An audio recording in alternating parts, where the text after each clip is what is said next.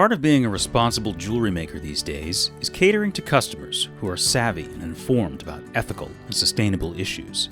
Consumers want the whole story behind their jewelry. Details about the origin of the materials and component parts, even the condition of the mines and workers involved.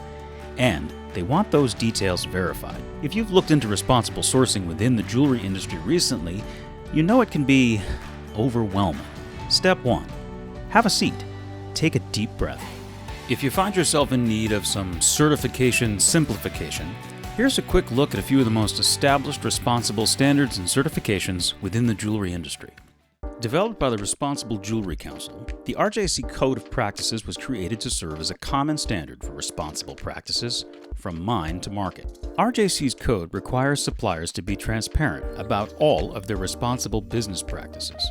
It covers all precious metals used in the jewelry industry, as well as diamonds, rubies, and sapphires. Becoming certified can help companies optimize their operational efficiency, create safer work environments, protect the integrity of their supply chain, drive growth, and help build consumer confidence.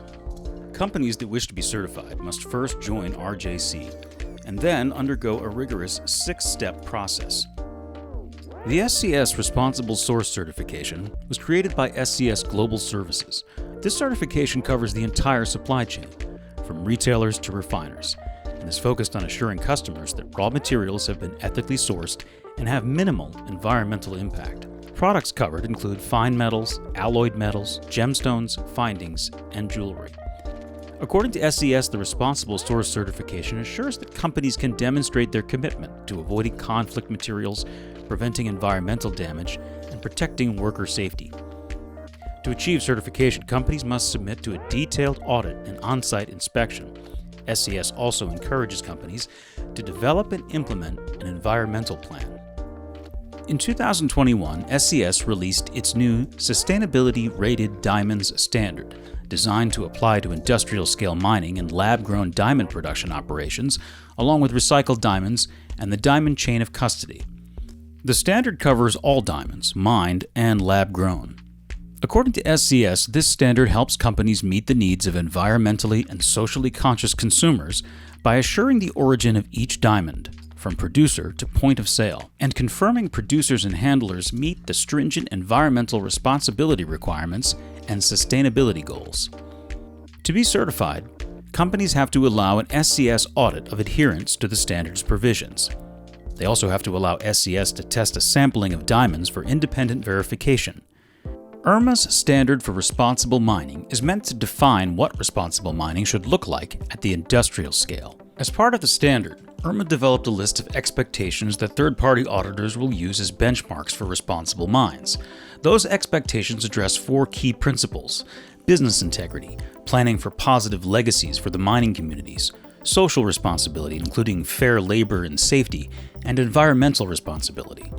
The standard specifically addresses industrial and large-scale mining operations, but as designed, it applies to the mines themselves, not the companies that own and operate them. To meet the standard, mining operations have to join IRMA and schedule a third-party audit of at least one of their mine sites within 12 months. IRMA's audit scoring system isn't pass-fail. It allows mines to demonstrate improvement over time. The Fairmined Standard was created by the Alliance for Responsible Mining and applies to artisanal and small-scale miners. The standard aims to improve their working conditions and promote environmental management and give miners access to fair markets to sell their goods. The standard covers gold, silver, and platinum. Certifications available to artisanal and small-scale mining operations. Fairmined metals can only be sold by Fairmined suppliers, who are required to track where they obtain the metal and who they sell it to. While anyone in the jewelry industry can purchase Fairmined metal, only those jewelry makers who are Fairmined licensees can label products as being Fairmined. Those interested in meeting the standard must complete an assessment application and allow a third-party audit that includes on-site inspections and a review of the company's records and documentation. They must also comply with entry-level organizational, work-related, environmental, and traceability requirements. Certifications, once achieved, must be renewed annually. The Code of Risk Mitigation for artisanal and small-scale miners engaging in formal trade, that's CRAFT for short, was created to help both buyers and miners avoid critical social and environmental risks like child labor, illicit trade, and the uncontrolled use of chemicals. The craft code aims to cover those mines who are not yet able to achieve the Fairmined Standard.